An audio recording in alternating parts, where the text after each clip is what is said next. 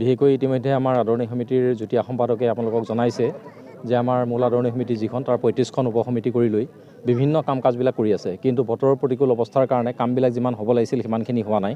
তথাপিতো আজি এতিয়া বতৰ অকণমান ফৰকাল হৈছে আৰু কৰ্মকৰ্তা আগতকৈ এতিয়া দুগুণ উৎসাহেৰে কামত লাগি আছে। গতিকে মাজত এটা দিন যদিও আছে, আমি নিশ্চয় আশা কৰিছোঁ যে অধিৱেশনখন পূৰ্ণাংগ ৰূপত ইয়াতে অনুষ্ঠিত হ'ব। আৰু প্ৰধান সম্পাদক আৰু পদাধিকাৰৰ লগত যোগাযোগ হৈছে। আমাৰ লখিমপুৰ জিলাৰ বৰ্তমানৰ সভাপতি আছে, তেখেতে যোগাযোগ কৰিছে পদাধিকাৰৰ লগত। আমি নিজে প্ৰধান সম্পাদকৰ লগত তেখেতে মোক যোগাযোগ কৰিছে আৰু ইয়ালৈ আহি থকা গম পাই তেখেতে এই বাৰ্তাটো প্ৰেৰণ কৰিছে যে অধিৱেশনখন পিছুৱাটো কেতিয়াও সম্ভৱ নহয়, গতিকে অধিৱেশনখন তাতে হ'ব লাগিব। অধিৱেশনখন হ'বৰ কাৰণে যিখিনি ব্যৱস্থা ল'ব লাগে সেই ব্যৱস্থাখিনিৰ কাৰণে লাগিলে জিলা প্ৰশাসন হওক, SP হওক বা ইয়াতে শিবিৰৰ কাৰণে আমাৰ বিদ্যালয়ৰ যিসকল বিষয়া আছে সেইসকলক লগ ধৰি হ'লেও ইয়াতে অধিৱেশনখন পতা কথাটো আৰু শিবিৰবিলাক যাতে 15 কিলোমিটাৰ দূৰ নথলেও দি পেলাই আমাৰ কাম কাজখিনি যাতে হৈ যায় তাৰ কাৰণে তেখেতসকলে আহ্বান জনাইছে। গতিকে আপোনালোকৰ চেনেলৰ যোগেদি মই সমগ্ৰ আমাৰ সংঘৰ লগতে শুভাকাংক্ষীসকলৰ জ্ঞাতাৰ্থে এইটো অৱগত কৰিব বিচাৰিছোঁ যে অধিৱেশনখন প্ৰধান সম্পাদক আৰু পদাধিকাৰৰ পৰা যিটো আমি বাক্য পাইছোঁ সেইমতে অধিৱেশনখন পিছুৱাই দিয়াৰ কথা নহয়।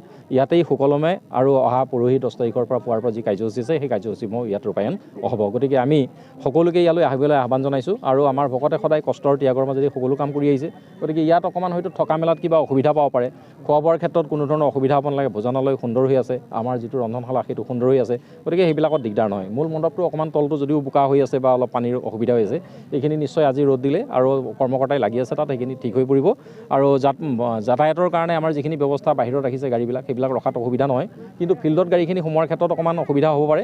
এইখিনি ক্ষেত্ৰত পুলিচ প্ৰশাসনে নিশ্চয় যিখিনি ব্যৱস্থা দিয়ে এই ব্যৱস্থাখিনি যদি তেখেতসকলে পালন কৰে তেতিয়া আমাৰ কোনো ধৰণৰ অসুবিধা নহয় বুলি আমি ভাবিছোঁ। গতিকে আপোনালোকক আমি ধন্যবাদ জনাইছোঁ, আপোনালোকে এই বাতৰিটো যাতে প্ৰচাৰ কৰে। আমাৰ প্ৰায় 30ৰ পৰা 40 লাখ ভকত আমাৰ সদায় ইয়াত উপস্থিত হয়। গতিকে সেইসকল ভকত ইয়ালৈ আহিব আৰু এইখন একেবাৰে আমাৰ জোনাই জিলাৰ এই চিমেণ্ট চাপৰি অঞ্চলৰ চেৰেন পথাৰ ভকতেৰে উদুলি মুদুলি হ'ব, ইয়াত এই বৈকুণ্ঠত পৰিণত হ'ব। গতিকে আমি দূৰ দূৰণিৰ পৰা ভকতসকলে এটা বছৰ পাৰ কৰাৰ পিছত পুনৰ যিটো বছৰ আহিবলগীয়া সেই বছৰটোৰ কাৰণে আগ্ৰহেৰে বাট চাই থাকে। এতিয়া সেই দিনটো সমাগত, গতিকে ভকতসকল আমাৰ পিছ পৰি কেতিয়াও নাথাকে। এইসকল পুৱা ভাগৰ উদযাপন সমিতিৰ সম্পাদকজনৰ যি ভাষ্য হয় সমগ্ৰ অসম তোৰপাৰ লগাইছে, হয় হয় প্ৰতিজন ভকতে বৰ্তমান হতাশত ভুগিছে। হয় হয় ক্ষেত্ৰত সংঘৰ ভকতৰ উত্তৰ পূৰ্বাঞ্চলৰ ৰাইজক হয় হয় আপুনি এই চেৰেন পথাৰৰ পক্ষৰ পৰা আপুনি কি আহ্বান জনাব আৰু দিন বাৰ তাৰিখটো কি বুলি হয়, ইতিমধ্যে সেই কথাটো আমাৰ যুটীয়া সম্পাদক বাপজনাই কৈছে আৰু আমাৰ জিলাৰ প্ৰাক্তন সভাপতি এজন আছিলে জনকান্ত গোম্বাম তেখেতে কৈছে।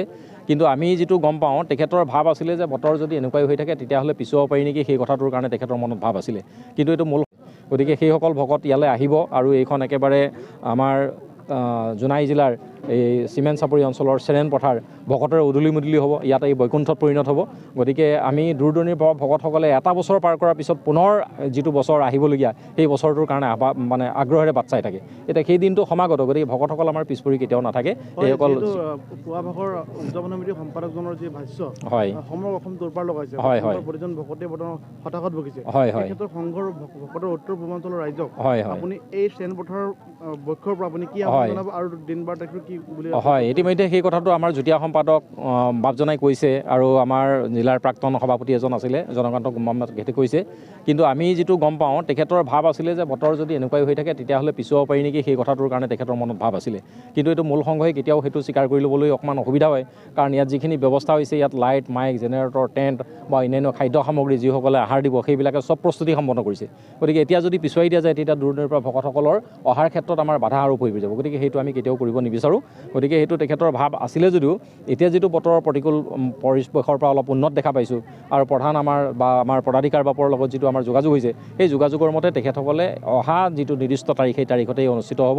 গতিকে তেখেতে যদিও কিবা বক্তব্য কিবা কাৰণত দিছিলে সেইটো তেখেতৰ এটা মনৰ ভাৱৰ ওপৰত কথা, সেইটো আনুষ্ঠানিকতা আচলতে নাই বা জিলা প্ৰশাসন বা আদৰণি সমিতি বা ইয়াত 10, 11, 12 তাৰিখে অধিৱেশন আমাৰ নিশ্চিতভাৱে ইয়াত অনুষ্ঠিত হ'ব, সেইটোৱে কথা।